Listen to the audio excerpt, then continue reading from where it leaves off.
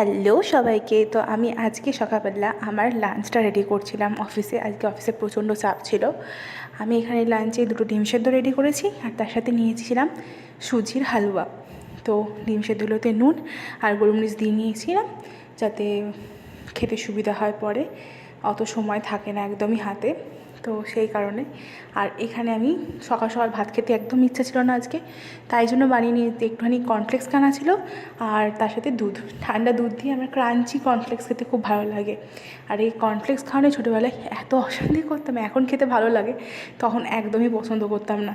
বাবা স্কুল যাওয়ার আগে মা রেডি হতো আমাকে স্কুল নিয়ে যাওয়ার জন্য, আর বাবা ওই কর্নফ্লেক্স সে বাটি নিয়ে দৌড়াদৌড়ি করতো, তার সাথে আমার কিছু নোনতা জিনিস লাগতো, চানাচুর নাহলে কিছু চাকনা দিয়ে তবে খাওয়াতে হতো। আর এখানে কর্নফ্লেক্স খেতে খেতে আমার মনে পড়লো যে আমার হাতে নখগুলো কেমন একটা লাগছে, নেল পালিশ করতে হবে। নেল পালিশটা একদম নতুন, আমি পুজোর সময় কিনেছিলাম, কিন্তু একবারও পরা হয়ে ওঠেনি। তো এই করতে করতে কর্নফ্লেক্স খেতে খেতে আমি এখানে নেল পালিশ পরাও হয়ে গেছে। তো আমার মাথাতে যখন যা খুশি আসতে পারে আর সেটা আমি করে ফেলি। আর এইসব করে কর্নফ্লেক্স দুধ দিয়ে খেয়ে আমি বেরিয়ে গেছিলাম অফিস।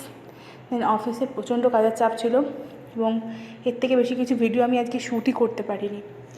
আসার সময় একটু ভোগ খেয়েছি, খিচুড়ি ভোগ দিয়েছিল, যেটা একদম আসার সময় যে রেকর্ড করবো সেরকম পরিস্থিতিও আমার কাছে ছিল না। আর খুব শীঘ্রই আমি রুমটা শিফট করছি, সেখানে ডকুমেন্টসও জমা করতে যাওয়ার ছিল। তো আর যে কর্নফ্লেক্স একটু বেঁচে ছিল, এটা 20 প্যাকেট, কিন্তু সত্যি কথা বলতে কি এতটাই কম থাকে, বড় একজন খেলে পুরোটাই তার লাগবে। আর এখানে আসার সময় অফিস থেকে রাতে খাবার জন্য নিয়ে নিয়েছিলাম গরম গরম রুটি।